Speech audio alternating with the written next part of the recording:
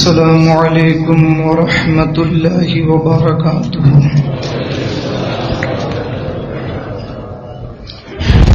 الحمد للہ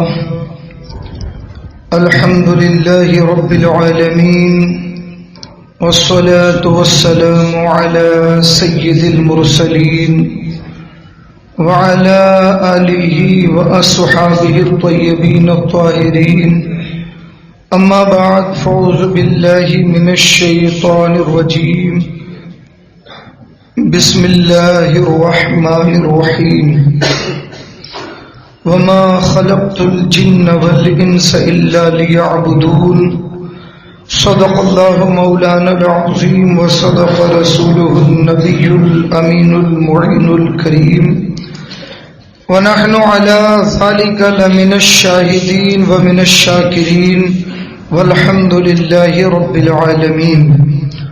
معزز سامعین کرام، آئیے ہم اور آپ نہایت ہی عقیدت و احترام کے ساتھ حضور صاحب لولاک فخر موجودات رحمت عالم نور مجسم جناب احمد مجتبی محمد مصطفیٰ صلی اللہ علیہ وسلم کی بارگاہ اقدس میں درود و سلام کا نذرانہ پیش کرنے پڑھی۔ اللہم صلی علی سیدنا و شفیعنا و نبینا و مولانا و مولانا محمد معدن الجود والکرم وعلى آلہ و اصحابہ بارک وسلم، صلاۃ و سلام علیک یا رسول اللہ، صلاۃ و سلام علیک یا حبیب اللہ۔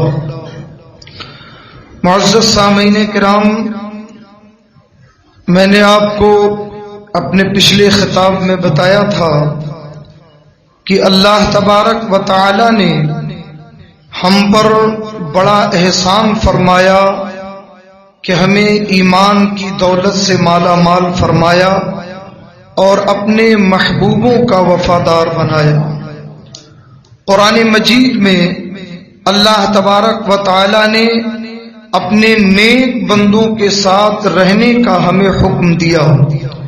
ارشاد ربانی ہے، یا ایھا الذین آمنوا اتقوا اللہ وکونوا مع الصادقین، اے ایمان والو اللہ سے ڈرتے رہو اور اللہ کے نیک بندوں کے ساتھ، سچے اور مخلص بندوں کے ساتھ رہو۔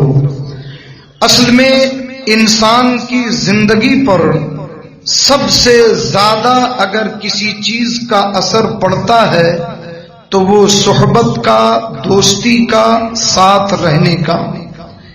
انسان کو انسان کیوں کہتے ہیں؟ انسان انسیت سے ہے، کسی سے وہ بہت جلدی مانوس ہو جاتا ہے، جس کے ساتھ رہتا ہے اس کے اثر کو قبول کرتا ہے، اس لیے یہ انسان ہے۔ تو یہ ہماری جو زندگی ہے اور اللہ نے ہمیں جس طرح پیدا کیا، ہمارے اوپر ہم جن لوگوں کے ساتھ رہتے ہیں، جن کے ساتھ نشست و برخاست ہے، جن کے ساتھ ہماری زندگی گزرتی ہے، یا تو اس کا اثر ہم قبول کرتے ہیں یا ہمارا اثر وہ قبول کرتا ہے۔ اس لیے صحبت کا بڑا اثر پڑتا ہے۔ تو ہمیں نیک بنانے کے لیے اللہ نے فرمایا کہ اے ایمان والو اللہ سے ڈرتے رہو اور اللہ کے سچے بندوں کے ساتھ رہو۔ اس لیے کہ آدمی جب نیکوں کے ساتھ رہے گا تو اس کے اندر نیکی کا اثر آئے گا۔ آپ آج دیکھیں دنیا کے تمام معاملات میں آج عالم یہ ہے کہ آپ چاہے جتنا اچھا پڑھ لکھ لیں، جتنی بڑی ڈگری آپ کو مل جائے، مگر جب آپ کسی خاص جاب کے لیے اپلائی کرتے ہو تو پہلے آپ کی ٹریننگ ہوتی ہے۔ آپ کی تعلیم اپنی جگہ ہے، مگر جس ماحول میں آپ کو بھیجنا ہے، جو کام آپ سے لینا ہے، پہلے اس کی ٹریننگ ہوتی ہے۔ ایک انسان اپنی باڈی بنانا چاہتا ہے تو اسے ایک ٹرینر کی ضرورت ہوتی ہے۔ ایک ٹرینر ہے جو باقاعدہ پیسے لے کر آپ کو بتاتا ہے کہ آپ کو کیا کرنا ہے۔ تو اگر دنیا کی نوکری انسان کے جسم کی طاقت ایک ٹرینر کے ذریعے بڑھائی جاتی ہے اور اس کے مشورے پر عمل کر کے آگے بڑھا جاتا ہے، تو اسی طرح اگر ہمیں روحانی ترقی کی ضرورت ہے تو ایک ٹرینر کی ضرورت پڑتی ہے، اور وہ ٹرینر اللہ کے اولیاء ہیں، وہ اللہ کے نیک بندے ہیں، ان کے ساتھ رہنے والا خود ہی ٹرینڈ ہو جاتا ہے۔ آپ دیکھیں ہم سب کے راجا ہمارے خواجہ حضرت سیدنا خواجہ غریب نواز رحمت اللہ تعالی علیہ، عالم فاضل مفتی سب کچھ ہونے کے باوجود 20 سال تک ایک روحانی ٹرینر کے ساتھ رہے، جن کا نام حضرت سیدنا خواجہ عثمان ہارونی ہے۔ تب جا کر کے وہ ایسی بلندی پر پہنچے کہ ان کے پیر نے زمین پر بیٹھے بیٹھے انہیں عرش اعظم کی زیارت کرائی، انہیں زمین پہ بیٹھے بیٹھے تحت الثری کی زیارت کرا دی، اور سارا عالم ان کی نگاہوں کے سامنے روشن ہو گیا۔ تو عرض یہ کرنا ہے کہ یہ ہماری زندگی پر صحبت کا بڑا اثر ہوتا ہے۔ اب آپ دیکھیں حدیث شریف میں آیا، اللہ کے نبی سید عالم صلی اللہ علیہ وسلم فرماتے ہیں کہ جب انسان پیدا ہوتا ہے، کوئی بھی انسان جب پیدا ہوتا ہے تو حضور فرماتے ہیں اس کے ساتھ 2 چیزیں اور بھی پیدا ہوتی ہیں۔ ایک انسان کے ساتھ 2 چیزیں اور پیدا ہوتی ہیں، حضور نے فرمایا قرین من الجن، اور ایک الفاظ دوسری حدیث میں قرین من الشیطان، اور پھر فرمایا وقرین من الملک، ایک اس کے ساتھ شیطان بھی پیدا ہوتا ہے، یا ایک جن اس کے ساتھ پیدا ہوتا ہے، اور اس کے ساتھ ساتھ ایک فرشتہ بھی پیدا ہوتا ہے۔ ہر انسان کی پیدائش کے وقت، ہر انسان کی پیدائش کے وقت اس کی پیدائش جس دن، جس گھڑی، جس آن میں ہوتی ہے، اسی کے ساتھ یہ 2 چیزیں اور بھی پیدا ہوتی ہیں، ایک شیطان اور ایک فرشتہ۔ یہ دونوں اس کے ساتھی ہوتے ہیں، پیدائش کی منٹ سے اس کے ساتھی ہو جاتے ہیں، ایک داہنے رہتا ہے ایک بائیں رہتا ہے، دونوں اس وقت سے اس کے ساتھ رہتے ہیں۔ اللہ کے نبی سید عالم صلی اللہ علیہ وسلم فرماتے ہیں اس لیے اپنے بچوں کو اسلامی تربیت دو، بچپن سے انہیں نیکیاں سکھاؤ، اچھی عادتیں سکھاؤ، اچھے کام سکھاؤ، اچھے طور طریقے سکھاؤ، تاکہ وہ بچپن سے ہی اسلامی آداب اور اسلامی طور طریقے کا عادی بن جائے۔ اللہ کے نبی نے فرمایا اسے بچپن سے ہی دیندار بناؤ۔ اعلیٰ حضرت فرماتے ہیں کہ بچے جب بولنے کے لیے منہ کھولیں تو سب سے پہلے آپ انہیں لفظ اللہ سکھائیں، اس کے کان کے پاس اسے کھلاتے وقت، اسے گود میں لیتے وقت اس کے ساتھ اللہ اللہ اللہ اللہ کا وظیفہ پڑھیں، تو وہ بچہ اس کی قوت سماعت، وہ جو چیز سنتا ہے اسی چیز کو اپنی زبان سے نکالنے کی کوشش کرتا۔ تو فرماتے ہیں کہ سب سے پہلے اسے لفظ اللہ سکھائیں، پھر اس کے بعد کلمہ شریف سکھائیں، حضور کے نام سکھائیں، پھر درود شریف سکھائیں، تاکہ اس کی زبان سے سب سے پہلے جو الفاظ نکلے وہ اللہ اور اس کے رسول کے نام اور اس کی عظمت اور کبریائی کی باتیں نکلیں۔ تو یہ ایک اسلامی تربیت ہے۔ اللہ کے نبی فرماتے ہیں کہ اب جب یہ اس کے 2 ساتھی ہیں تو شیطان اسے برائیوں کی طرف لے کے چلتا ہے، اسے گندی حرکتیں کرانے کی کوشش کرتا ہے، اسے گناہ کے کام کو اچھا بنا کے پیش کرتا ہے، اسے اپیل کرتا ہے، بلاتا ہے اپنی طرف، اور فرشتہ اسے نیک کام کی طرف بلاتا ہے، اچھی عادتوں کی طرف بلاتا ہے۔ اب یہ بلانے والے 2 ہیں، اس بچے کو دونوں اپنی اپنی طرف کھینچتے ہیں، اپنی اپنی طرف لبھاتے ہیں۔ یہاں پر سب سے بڑا کردار اس کے ماں باپ کا ہوتا ہے کہ ماں باپ اس کا ساتھی کسے بناتے ہیں۔ اگر ماں باپ اسے اچھی تربیت دیتے ہیں، اچھے الفاظ سکھاتے ہیں، اچھی عادتیں سکھاتے ہیں، تو فرشتہ اس بچے کے قریب ہونے لگتا ہے۔ اور اگر ماں باپ اسے جھوٹ بولنا سکھاتے ہیں، گندے کام سکھاتے ہیں، ناجائز طور پر اس کی تربیت کرتے ہیں، تو فرشتہ دور ہونے لگتا ہے اور شیطان قریب ہونے لگتا ہے۔ حضور فرماتے ہیں کہ اس کی تربیت ایسے چلتی رہتی ہے، اب وہ بچہ یا تو گناہوں کا عادی بن جاتا ہے تو شیطان پوری طرح اس پر مسلط ہو جاتا ہے، یا پھر وہ نیکیوں کا خوگر بن جاتا ہے تو فرشتہ پوری طریقے سے اس پر مسلط ہو جاتا ہے۔ تو اب جو اس کا ساتھی بن جاتا ہے اسی کا اثر اس بچے کے اوپر پڑتا ہے۔ تو آپ ذرا دیکھیں کہ یہ صحبت کا کتنا بڑا اثر ہوتا ہے۔ یہ اللہ کے نبی سید عالم صلی اللہ علیہ وسلم نے فرمایا، تو فرماتے ہیں کہ تم نیک تربیت دو اپنے بچے کی۔ یہاں تک کہ صحابہ نے پوچھا یا رسول اللہ، آپ نے فرمایا کہ ایک شیطان بھی پیدا ہوتا ہے جو برائیوں کا حکم دیتا ہے اور ہر بچے کے ساتھ ایسا ہوتا ہے، تو یا رسول اللہ کیا آپ کے ساتھ بھی ایسا ہوا؟ کیا آپ کے ساتھ بھی ایک فرشتہ اور ایک جن پیدا کیا گیا؟ حضور نے فرمایا ہاں، یہ قدرت کا قانون ہے، میرے ساتھ بھی ایسا ہوا، مگر اللہ نے میری مدد فرمائی کہ جو میرا جن تھا وہ مجھے پر ایمان لے آیا۔ حضور فرماتے اس نے میری صحبت اختیار کر لی۔ سبحان اللہ۔ بچہ تو اس کی صحبت میں جاتا ہے، مگر حضور علیہ السلام کی صحبت کی کشش ایسی تھی کہ آپ کے ساتھ جو جن پیدا ہوا وہ خود ہی حضور پر ایمان لے آیا، وہ خود ہی حضور کا صحابی بن گیا۔ بات سمجھ میں آئی؟ تو یہ بتانا یہ ہے کہ یہ ہمارے اوپر، ہماری زندگی پر سب سے زیادہ کسی کا اثر پڑتا ہے تو ہم جن کے ساتھ رہتے ہیں، ہمارے دوست، ہمارے ساتھ اٹھنے بیٹھنے والے، ہم کن لوگوں کے ساتھ وقت گزارتے ہیں۔ اس لیے کہا گیا کہ نیک ساتھی تلاش کرو، اچھے دوست بناؤ، اس لیے کہ یہ بات تو بالکل پکی ہے، عطر کی دکان پہ بیٹھو گے تو خوشبو ملے گی ہی، اور کچرے کے ڈھیر کے قریب بیٹھو گے تو بدبو تو آنی ہی آنی ہے، چاہے آپ جیسا انتظام کرو۔ میرے عزیزوں، میرے دوستوں، اس لیے ہماری زندگی میں یہ بات بہت ہی زیادہ امپورٹنٹ ہے، بہت اہمیت کی حامل ہے کہ ہمارے دوست کیسے ہیں، ہماری زندگی جن لوگوں کے ساتھ گزرتی ہے وہ کیسے لوگ ہیں۔ اللہ اور اس کے رسول نے فرمایا کہ تم اچھے دوست تلاش کرو۔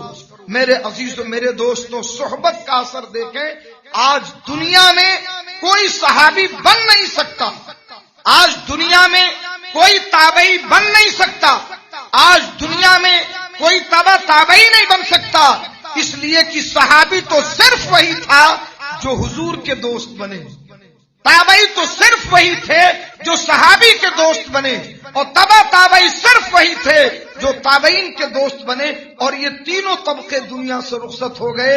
اب دنیا میں چاہے کوئی کچھ بھی کر لے، نہ صحابی بن سکتا ہے نہ تابعی بن سکتا ہے۔ یہ صحبت کا اثر ہے۔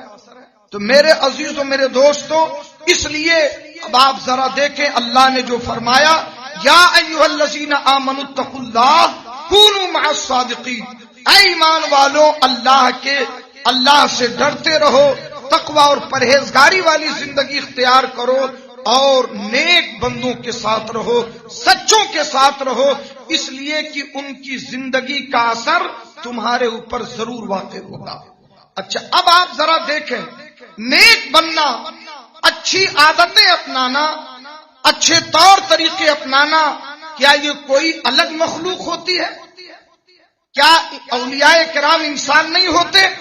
کیا وہ اپنے ماں باپ کے پیٹ سے نارمل پیدا نہیں ہوتے؟ کیا وہ ہمارے سماج کا حصہ نہیں ہے؟ کیا وہ کوئی الگ مخلوق ہے؟ نہیں، بالکل وہ انسان ہیں، بشر ہیں، وہ اپنے ماں باپ سے پیدا ہوتے ہیں، ہمارے سماج اور معاشرے میں ہوتے ہیں، مگر مقام اتنا بڑا ہے کہ اللہ نے انہیں خود اپنا دوست کہا، یہ ہمارے دوست ہیں۔ اللہ فرماتا الا ان اولیاء اللہ لا خوف علیہم ولا هم يحزنون الذین آمنوا وكانوا يتقون لهم البشرى فی الحیات الدنیا وفی الآخرہ۔ کیسی شان کہ اللہ ان کی تعریف کر رہا ہے، اور قرآن میں ان کی تعریف کیا تو قیامت تک ہر قرآن پڑھنے والا ان کی تعریف کرتا رہے گا۔ کتنی شان اللہ نے بلند کی، کیوں؟ صرف اس لیے کہ اللہ نے فرمایا وما خلقت الجن والانس الا لیعبدون، ہم نے انسان اور جنات کو اپنی عبادت کے لیے پیدا کیا۔ تو یہ اولیاء کرام اپنے مقصد تخلیق کو جانتے ہیں، انہیں ہمیشہ یہ بات یاد رہتی ہے کہ اللہ نے انہیں کس مقصد کے لیے پیدا کیا، تو اپنے مقصد میں ہمیشہ لگے رہتے ہیں، اٹھنا بیٹھنا چلنا پھرنا کھانا پینا شادی بیاہ مکان دکان بیوی بچے کاروبار سب کچھ جیسے آپ کرتے ہیں ٹھیک ایسے ہی اللہ کے نیک بندے بھی کرتے ہیں، کوئی ان کے لیے رکاوٹ نہیں، کوئی ان کے لیے رکاوٹ نہیں، بالکل نہیں۔ وہ سارے جائز کام، وہ تجارتیں، وہ دکانداریاں، وہ مال کمانا، وہ رزق حاصل کرنا، اولاد کی تربیت دینا، شادی کرنا، بچے کرنا، مکان بنانا، سب کچھ جیسے ایک عام انسان کرتا ہے ایسے ہی اولیاء کرام کی بھی ذمہ داری ہے، اور وہ ہر زمانے میں کرتے رہے۔ فرق یہ ہے کہ ہمارے اور ان کے میں ہم جو کام کرتے ہیں وہ دنیا کے لیے، دنیا کمانے کے لیے، مال جمع کرنے کے لیے، زندگی اچھی بنانے کے لیے، عیش و آرام حاصل کرنے کے لیے، سکون پانے کے لیے، اور وہ جو کچھ کرتے ہیں صرف اپنے رب کی رضا کے لیے، اپنے رب کو راضی کرنے کے لیے۔ اس لیے وما خلقت الجن والانس الا لیعبدون، اس کا مطلب کیا ہوا کہ ہم نے انسان اور جنات کو صرف عبادت کے لیے پیدا کیا۔ تو عبادت کا مطلب کیا ہے؟ اگر ایک جملے میں آپ کو بتاؤں تو عبادت کا ایک سب سے بڑا مطلب اور سب سے بڑی میننگ اس کی ہے، عبادت کہتے ہیں پورے طریقے سے نبی پاک صلی اللہ علیہ وسلم کی پیروی کرنا، حضور کی پیروی کرنا، حضور کی غلامی اختیار کر لینا، حضور کی شریعت کو اپنا لینا، حضور کی مرضی کے مطابق اپنی زندگی گزارنا، اسی کا نام عبادت ہے۔ تو اولیاء کرام بھی یہی زندگی گزارتے ہیں، مگر ان کا ہر کام نبی کی سنت کے مطابق، حضور کی شریعت کے مطابق۔ تو کھانا پینا اٹھنا بیٹھنا چلنا پھرنا شادی بیاہ سب کچھ وہ کرتے ہیں، مگر اس میں یہ دیکھتے ہیں اس میں اسلامی طریقہ کیا ہے، حضور کی سنت کیا ہے۔ تو سارے کام ان کے ہوتے ہیں اور عبادت بھی ہوتی رہتی ہے۔ گویا کہ ہمارے اور ان کے درمیان ایک فرق یہ ہوا کہ انہوں نے اللہ کی عبادتوں کو اپنی عادت بنا لیا، اللہ کی عبادتوں کو اپنی عادت بنا لیا، حضور کی شریعت کو اپنی عادت بنا لیا، حضور کی سنت کو اپنی عادت بنا لیا۔ اور ہمارا معاملہ کیا ہے کہ انہوں نے تو اپنی عادتوں کو عبادت بنا لیا، ہم عبادت کو بھی اپنی عادت نہیں بنا پاتے۔ ان کی عبادتیں عادت ہیں اور ہم عبادت کو بھی عادت نہیں بنا سکے۔ ہمارے اوپر عبادت کرنا بھاری پڑتا ہے، ان کی عادت ہے، وہ نہیں کریں گے تو رہ نہیں سکتے۔ اور میرے عزیزوں، یہ معاملات شروع میں تھوڑے دنوں تک آپ کے لیے مشکل ہوں گے، لیکن جب آپ اللہ کی طرف بڑھتے ہو، اللہ کے راستے کی طرف بڑھتے ہو اور اس میں خلوص پیدا ہوتا ہے، اور جب نورانیت آتی ہے تو ایسی چاشنی، ایسا مزہ، ایسا ذائقہ اللہ تعالیٰ ان عبادتوں میں پیدا کر دیتا ہے کہ آدمی کھانا تو چھوڑ دے گا لیکن نماز نہیں چھوڑے گا، ایسی اس کے اندر روحانیت پیدا ہو جائے گی۔ تو شروع میں دیکھنے میں بڑا مشکل لگتا ہے، یار یہ اولیاء کرام کیسی اتنی عبادتیں کرتے ہیں۔ یہ ہمیں دیکھنے میں لگ رہا ہے کہ آپ پوری رات سرکار غوث الاعظم نماز میں کھڑے ہیں، 15 سال کا زمانہ گزار دیا، ایک پیر پہ کھڑے ہو کے پورا قرآن ختم کر دیا، 40 سال کا زمانہ گزار دیا، عشاء کے وضو سے فجر کی نماز پڑھ رہے۔ ہمارے دیکھنے میں یہ بہت مشکل ہے، مگر ان کی نظر سے اسی میں ان کو مزہ، یہ ان کے روح کی غذا بن چکی ہے۔ اگر آپ ایک فلم کو دیکھتے ہوئے انٹرنیٹ کے پروگراموں پر پوری رات کاٹ سکتے ہو کیونکہ آپ کی آنکھوں کو مزہ ملتا ہے، تو وہ تو اپنی آنکھوں سے اللہ کا نور دیکھ رہے ہیں، وہ تو اپنی آنکھوں سے اللہ کا نور دیکھ رہے ہیں۔ اس لیے تو سیدہ فاطمہ زہرا کہتی ہیں کہ جب آپ عشاء کی نماز سے فارغ ہوتی تو نفل کے لیے 2 رکعت کی نیت باندھتی، ایک ہی سجدے میں رات ختم ہو گئی، تو ایک دن عرض کرتی ہے مولا ایک رات تو ایسی بنا دے کہ تیری فاطمہ جی بھر کے تجھے سجدہ کر سکے۔ آپ ذرا سوچو، اگر دنیا کے پروگرام دیکھنے میں رات گزر جاتی ہے آپ کو پتہ نہیں چلتا، تو جسے رب کا نور نظر آ رہا ہو، جو عرش کے جلووں کو دیکھ رہا ہو، جس پر اللہ کے انوار و تجلیات کی برسات ہو رہی ہو، اسے وقت کا کیا احساس ہوگا؟ ہاں دیکھنے والوں کو سمجھ میں آئے گا ہے بڑی مشکل ہے، بہت محنت کر رہے ہیں اور واقعی محنت ہے، مگر جب آدمی اس میدان میں اتر جاتا ہے تو اللہ تعالیٰ اپنے بندے کو تھکاتا نہیں ہے، اللہ کی رحمتیں اس پر برستی ہیں، اللہ کا کرم اس پر آتا ہے، اور اس کے جو نتائج ہوتے ہیں وہ بڑے زبردست ہوتے ہیں۔ اللہ تبارک و تعالی انہیں ایسا بنا دیتا ہے کہ پھر ان کی ہر بات اللہ تبارک و تعالی قبول فرما لیتا ہے۔ ہم کہتے ہیں نا فلاں جگہ جا رہے ہیں وہاں ہمارے لیے دعا کیجئے، کچھوچا شریف جا رہے ہیں دعا کیجئے گا، بہرائچ شریف جا رہے ہیں دعا کیجئے گا، اجمیر شریف جا رہے ہیں دعا کیجئے گا۔ کیوں کہتے ہیں؟ کوئی بھی مسلمان کیوں کہتا ہے؟ صرف اس لیے کہ اس کا ایمان و عقیدہ ہے کہ جہاں بھی اللہ کے محبوب آرام فرما ہے، انہوں نے اپنی زندگی اللہ کی رضا کے لیے گزار دی، ان کا رب ان سے راضی ہو گیا، تو وہ جو کہیں گے اللہ تعالیٰ ان کی دعا قبول فرمائے گا۔ اسی لیے تو ہم وہاں دعا کراتے ہیں، ان کے وسیلے سے، ان کے وسیلے سے، ان کے مزار پہ، ان کی درگاہ پہ، کیونکہ ہم گنہگار ہیں، ہم اپنی زندگی کو جانتے ہیں، اس لیے اللہ کے محبوبوں کے وسیلے سے دعا کرتے ہیں کہ جو اللہ کو محبوب ہیں ان کے وسیلے سے دعا کرو تاکہ اللہ ان کے ذریعے ہماری دعا قبول فرما لے۔ میرے عزیزوں، میرے دوستوں، یہی وجہ ہے، فلسفہ یہی ہے کہ انسان اپنی زندگی کو اللہ کی عبادت کے لائق بنائے اور ایسا بنا دے کہ عبادت کا خوگر بن جائے۔ ہماری باڈی 2 چیزوں سے مرکب ہے، ایک ہے ہمارا جسم جو نظر آتا ہے اور ایک ہے ہماری روح جو نظر نہیں آتی، مگر وہی تو کرنٹ ہے جو بدن میں دوڑ رہا ہے۔ اگر وہ نکل جائے تو یہ 6 فٹ کی باڈی بالکل بیکار ہو جائے۔ تو روح اور جسم یہ دونوں چیزیں ملتی ہیں تو انسان زندہ ہوتا ہے، زندہ سمجھا جاتا ہے، چلتا پھرتا اٹھتا بیٹھتا نظر آتا ہے۔ تو اگر یہ 2 چیزیں ہیں تو دونوں کے الگ الگ تقاضے ہیں، دونوں کی بھوک ہے۔ جس طریقے سے ہماری باڈی کو کھانے پینے کی ضرورت ہے، اسی طریقے سے ہماری روح کو اللہ کی عبادت کی ضرورت ہے۔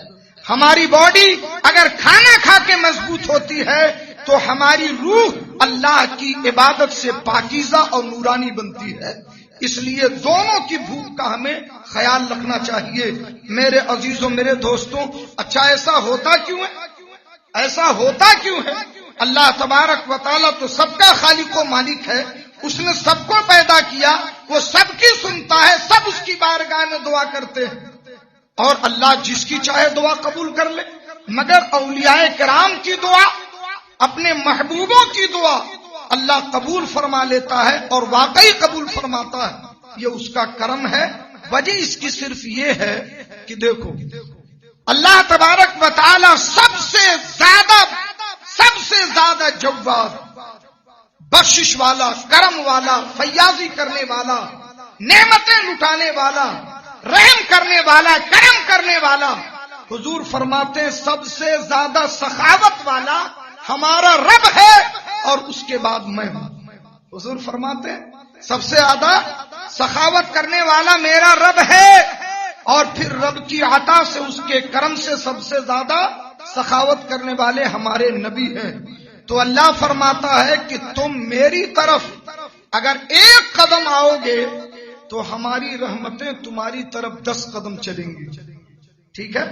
اب یہ حدیث قدسی ہے، تو آپ ذرا سوچو کہ ایک انسان ہو کر جس کے اندر اللہ نے ہر خواہش رکھی، گناہ کی بھی، اچھائیوں کی بھی ہر خواہش رکھی، مگر ایک انسان ہو کر اپنی تمام ناجائز خواہشیں، تمام شیطانی خواہشیں مٹا دیتا ہے، قربان کر دیتا ہے اپنے رب کی رضا کے لیے۔ وہ ولی کہلاتا ہے؟ بولو وہی تو ولی کہلاتا ہے۔ اب صبح کو ٹھنڈی لگ رہی ہے، فجر کی اذان ہو رہی ہے، نیند بڑی اچھی آ رہی ہے، سب لوگ سوتے ہیں کیونکہ سب کا من کر رہا کہ سو، مگر اللہ کا ولی نہیں سو سکتا۔ وہ نہیں سوتا، وہ کہتا نہیں یہ میری مرضی ہے، میری طبیعت چاہتی ہے کہ میں سوؤں، لیکن میں نے اپنی طبیعت کو اپنے رب کی رضا پہ قربان کر دیا، جو میرا رب چاہے گا وہ میرے لیے اچھا، اس لیے بستر پھینکتا اٹھ کے تیار ہو جاتا۔ تو ہر وہ کام جو انسان کے اوپر گرا گزرتا ہے، نیکیوں کا کام مشکل لگتا ہے، مگر اللہ کا ولی اپنے آپ کو اللہ کے راستے میں ایسا فنا کر دیتا ہے، ایسا قربان کر دیتا ہے کہ وہ ہر کام چاہے جتنا مشکل ہو، چاہے جتنی دقتیں ہوں، مگر وہ اللہ کی رضا کے لیے مسکراتے ہوئے، خوشی کے ساتھ، خلوص کے ساتھ، اچھی نیت کے ساتھ کرنے کو تیار ہوتا ہے، اور ایسے ہی پوری زندگی وہ گزار دیتا۔ ٹھیک ہے، تو اللہ تعالیٰ اسے یہ تحفہ عطا فرماتا ہے۔ کیا تحفہ دیتا ہے؟ کہ تم نے 60 سال کی زندگی، 70 سال، 80 سال، 100 سال کی زندگی اللہ کی مرضی کے مطابق گزاری، جو رب نے کہا وہ ولی نے کیا، تو اللہ نے اسے یہ تحفہ دیا کہ تو دنیا سے چلا جائے گا، لیکن اب قیامت تک تو جو کہے گا تیرا رب قبول کر لے گا، تو جس کے لیے دعا کرے گا تیرا رب قبول فرما لے گا۔ بات سمجھ میں آئی؟ تو یہ معاملہ ہے کہ ہم رب کی مانیں گے تو رب ہماری بھی مان لے گا، ہم اس کی مرضی کے مطابق چلیں گے تو جب ہم دعا کریں گے تو ہمارا رب بخیل نہیں ہے، وہ تو بڑا کریم ہے۔ اگر تو انسان ہو کر کے اس کے راستے پر فنا ہو گیا تو وہ تو رحمان ہے، وہ تو اتنا عطا کرے گا کہ تو سوچ بھی نہیں سکتا۔ اس لیے ان تمام اولیاء کرام میں جو جتنے زیادہ مشقتوں والے، جتنا زیادہ رب کو راضی کرنے والے، اور جتنی زیادہ انہوں نے اللہ کی بارگاہ میں قرب حاصل کیا، ان کا مقام اتنا ہی بلند، یہاں تک کہ اولیاء کے سردار سرکار غوث الاعظم کی وہ شان ہو گئی، وہ شان ہو گئی کہ آپ فرماتے ہیں کہ میں تو دعا کر کے تقدیر بھی بدل دیتا ہوں۔ سبحان اللہ، وہ شان اللہ نے عطا فرمائی کہ سرکار غوث الاعظم رضی اللہ تعالیٰ عنہ جب اپنے رب کی بارگاہ میں دعا کرتے ہیں، اور جب ان کی اپنی دعا پہ اللہ کی بارگاہ میں مچل جاتے ہیں، تو اللہ تبارک و تعالی ان کی دعا سے تقدیریں بھی تبدیل فرما دیتا ہے۔ تقدیروں کی کئی قسمیں ہیں، ایک تقدیر وہ ہے جو اولیاء کی دعا سے تبدیل ہو جاتی ہے، اور سرکار غوث الاعظم رضی اللہ تعالیٰ عنہ اس منصب پر فائز ہیں۔ اس لیے میرے عزیزوں، میرے دوستوں، ہمیں اپنی اس معاشی زندگی میں، سماجک زندگی میں ایک بات ہمیشہ یاد رکھنا چاہیے کہ جس طریقے سے ہماری پیدائش کا ایک دن تھا، ایسی موت کا ایک دن آئے گا، اور یہ ساری چیزیں روزانہ ہم دیکھتے ہیں۔ کروڑوں کی سمپتی چھوڑ کے انسان قبر میں جاتا ہے تو ہم بھی چھوڑ کے چلے جائیں گے، اس لیے ہمیشہ یاد رکھو اور ہوش میں رہو کہ اپنے رب کو راضی کرتے رہو، اپنے رب کے لیے عبادتیں کرتے رہو۔